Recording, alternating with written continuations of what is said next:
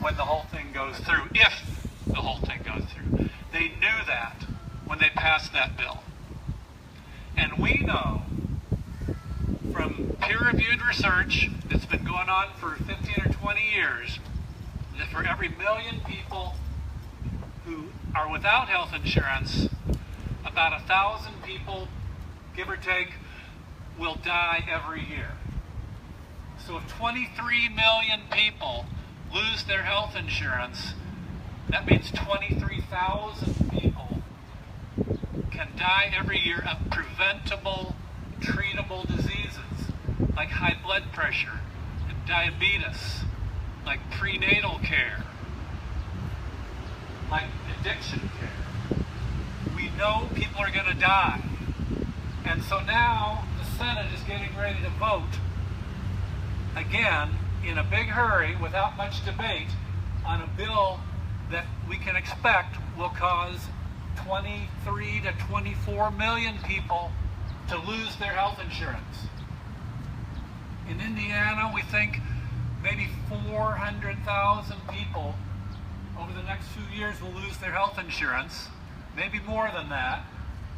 400,000 people translates into 11 people a day dying on average right here in Monroe, in Indiana, of treatable illnesses, preventable deaths. And that's why I call the bill in the Senate a murderous bill. They know people are going to die. This is a murderous bill. And it's not a health care bill, of course. It is a bill to give huge tax cuts to the wealthy. That's right. Yes. This is not a health care bill. Now they say it's going to repeal and replace the Affordable Care Act. No, it's not really going to do that. It is going to repeal and replace the Medicaid program, because they're not only going to repeal the parts of the Medicaid expansion, they're going to completely gut the whole Medicaid program and take $800 billion with a B dollars out of it over the next 10 years. It's unbelievable. And so this is not only a murderous health care bill, but why are they in such a hurry to pass this through? Because their greedy donors want the tax cut. And so the Senate is getting ready to vote on a bill that you can honestly call murder for hire. These senators want their donors to be happy, and they will pay for it with people dying, people suffering. And we're talking in Medicaid about pregnant women, about children, about elderly in nursing homes, about disabled people. We're talking about real human beings who are going to suffer and potentially die. And so this is unacceptable. We've got to stand up, maybe even lie down and die, to draw attention to just how horrible this situation is. That's my message for today. And I'm turning it over to Gene Kaplan.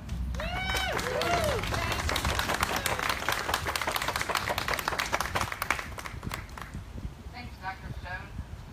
So I'm Jean Kapler. I'm with Call to Action, and we had asked Audie McCullough if she could come speak with us and share the story that she has of her and her son and experience with Medicaid. She is busy working and could not get away to come here, so she asked me to read her story. Some of you may have come across her story in the Washington Post. It was published recently. So, okay, is this better? Sorry. Okay, so Audie McCullough is working. She can't be here, so I'm going to read her story for you. My son Caden was born with a bigger list of obstacles to overcome than most kids. At a little over 2 months old, we discovered Caden had tetralogy of Fallot with an absent pulmonary valve, a congenital heart condition. A little later, we found that Caden also had von Willebrand's disease, a bleeding disorder. Caden, now a spunky 12-year-old who loves science and theater, has had multiple open-heart surgeries, survived on life support, suffered a stroke, and lived through a bleeding disorder, and the list goes on. The medications that keep him alive cost $300 and $1,000 each per month, and he has a rotating cast of 11 different doctors that we visit regularly. On top of that, I have some medical challenges of my own. While I was undergoing gallbladder surgery, a doctor accidentally severed a bile duct, and I've had to have multiple invasive procedures to repair the damage. I was left with a chronic condition that requires specialists and medication for the rest of my life, and makes it even harder for me to give Caden the care and support he needs. Without health coverage through Medicaid, Caden might not be alive. With President Trump and Republicans in the White House threatening to slash more than $1 trillion from Medicaid, the program that Caden and I depend on for coverage, my worries have gone from how we'll manage our conditions to whether we'll survive them. Every mother understands that I am willing to do anything and everything I can to protect my son's health and his future. I juggle being a single mom and holding a full-time job so I can provide for Caden. Even though I work full-time, I can't afford my employer-sponsored health insurance. Medicaid and children's special health care services keep my son alive. If President Trump and Republicans in Congress succeed in gutting Medicaid so they can give a giant tax break to their billionaire buddies, Caden and I,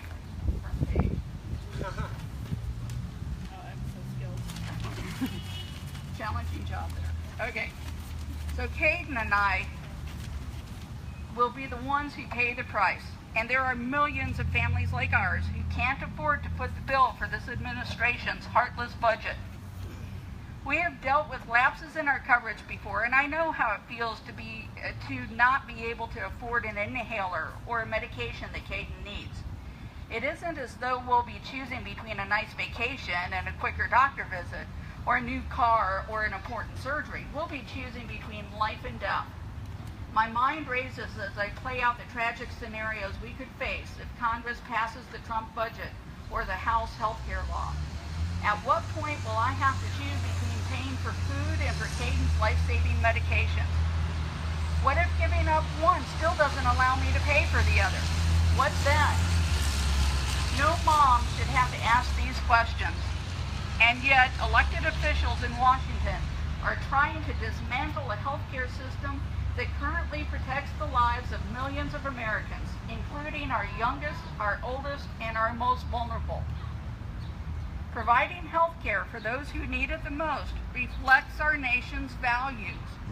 We take care of our family, our friends, our neighbors. We give each other a hand and help each other out. This is who we are. Those values seem to have been stripped away by callous policymakers who are intent on destroying a healthcare system millions depend on to line the pockets of their wealthy campaign donors. But here's what I've learned. Chronic conditions, terminal illness, and medical emergencies don't discriminate based on how you vote or how much money you earn. Our ability to get and stay healthy shouldn't either.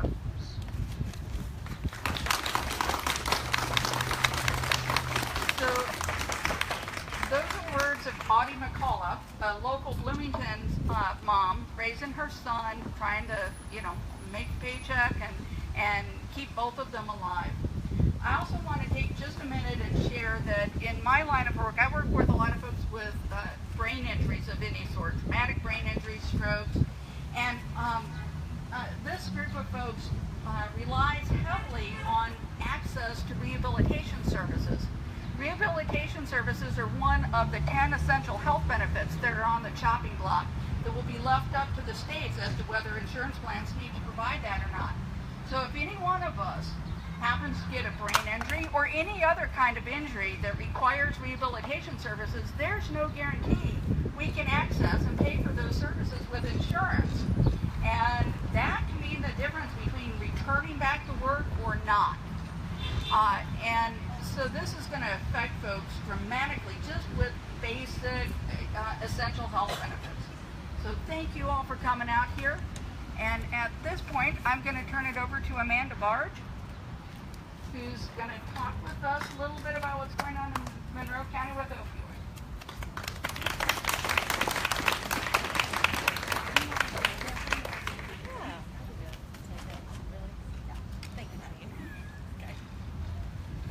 My friends, thank you so much for coming out here today and making your voices heard. We're here to tell Senator Young and everybody across America that we are not going to stop fighting for the people that most need it.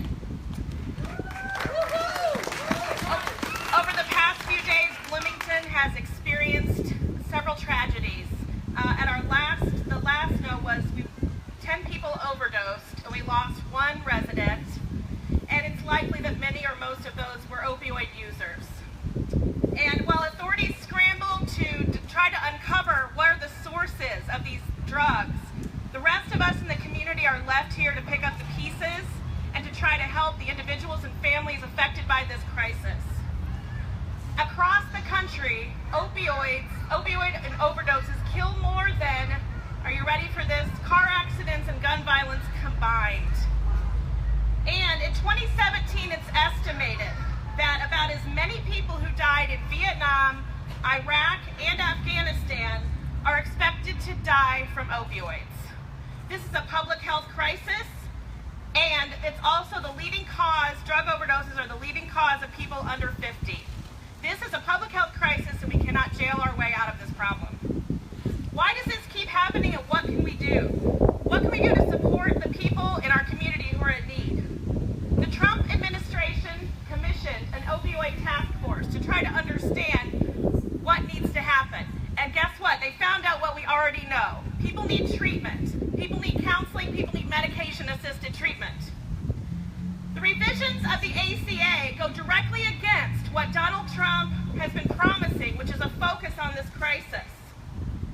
For many years before the ACA, insurance companies didn't cover drug treatment. Thanks to President Obama, this is now an essential service that we absolutely need to keep providing. Thank you, President Obama. What does that look like? That means people that could not afford treatment could access residential treatment, Medicaid-assisted treatment, counseling, things that weren't available to them before. So under this revision, we know that 1.3 million people will lose their drug and mental health treatment services, and that is not okay, and we must stop this. In the middle of an opioid epidemic, our federal government wants to eliminate care for our most vulnerable. I'm not okay with that. Call Senator Young. Let him know. Please reach out to your friends. Make sure they're spreading the word, because this bill means life or death for so many people. It's a slap in the face to those who struggle to get care. I see the ACA as a life raft for so many people, and the Trump administration is taking away the life raft, leaving many people to drown. Here in Monroe County, we take care of our sick, and we don't walk away when times are tough. And we certainly don't take away services that help people get their lives back. So stand up, call your senator, and do it for those 10 people who overdosed. Imagine for a second what it feels like to wake up from an overdose. Maybe you have no friends or family left because you've alienated them. But then you get to talk to a counselor and you get treatment because you have been signed up for the ACA. 6 months later, you might be a completely different person. You're connected back with your family, maybe you're working, and you've even had your physical needs addressed. This is exactly what we're fighting for. This epidemic is at its worst, so we as a community must be at our best. I'm going to quote Martin Luther King, "The time is always right to do what's right." So let's get out there and fight, people.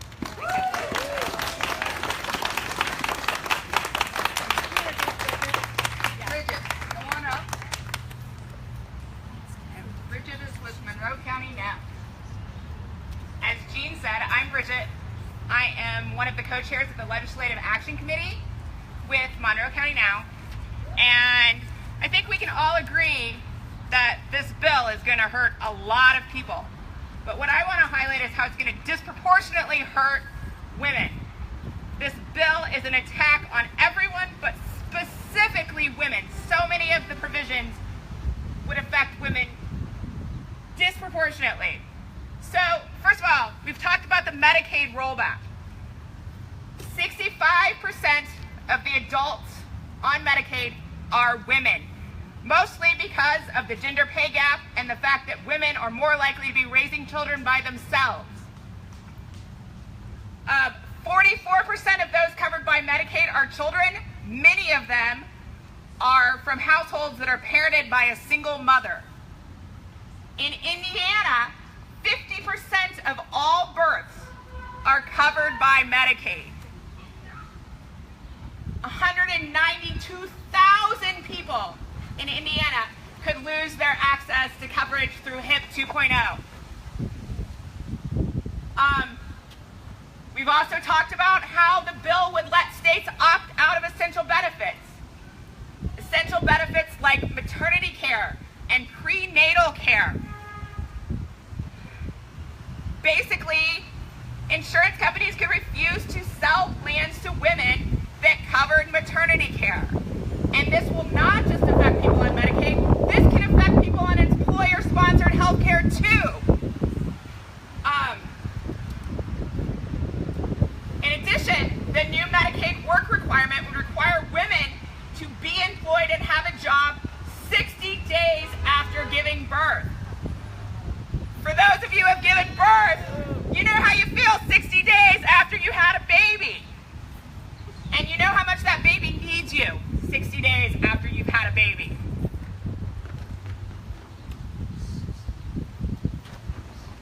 In addition, one of those essential benefits is mental health care. This means that women who have survived domestic violence and sexual assault will not be getting the counseling and the support that they need. The Senate bill, like the House bill, will defund Planned Parenthood for a year. That means that 15% of the women in this country that are low income and or live in rural areas will not have any access to contraception. None. And if you think this won't affect your health care because you're on an employer-sponsored plan, they will no longer be required to cover contraception. No tax credits will be provided for any plan that covers abortion unless it's considered a life-saving medical emergency. I think we all know that the government can't agree what's life-saving. Finally, women are the primary caregivers in this country. The majority of people in nursing homes are supported by Medicaid. 65% of the nursing home residents are women. Those women are not going to be able to afford to be in nursing homes, and their daughters and their daughters-in-laws and their female relatives are the ones who are going to take care of them. They're the ones who are going to be financially and emotionally burdened by these people who cannot get the care that they properly need. So I want everybody to keep in mind how this bill is going to affect women and let our voices be heard. Woo! And now I'll turn it over to Jean for the big finale. I'm going to pass this to Wendy because she's good at shepherding us all to dying. Yeah.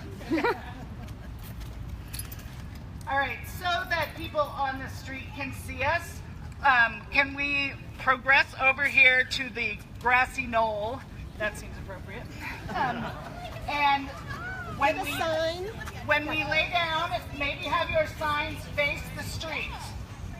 And I will tell you in a few minutes when to die, and dying people don't speak. So find a place that's relatively comfortable.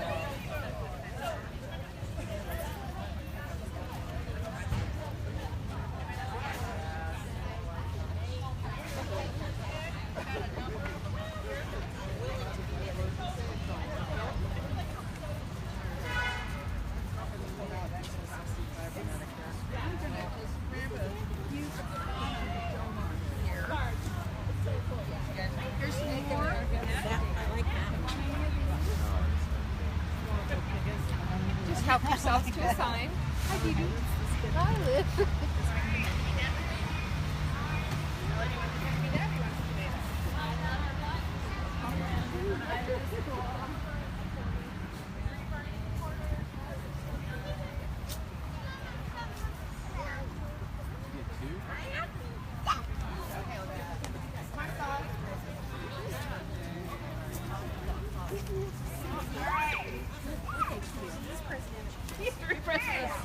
Oh, are we supposed to lay down? You're a man. You want to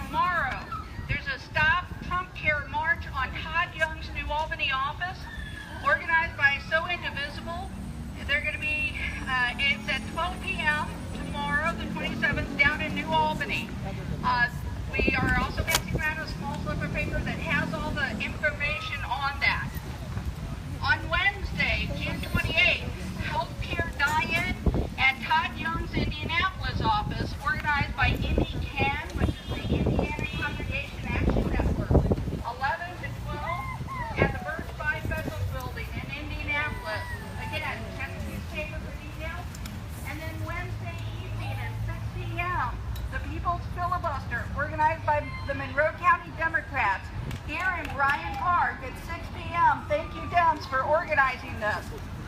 All right, so we've just died on the lawn to symbolize what will happen if this healthcare bill actually goes through. We need to stop this.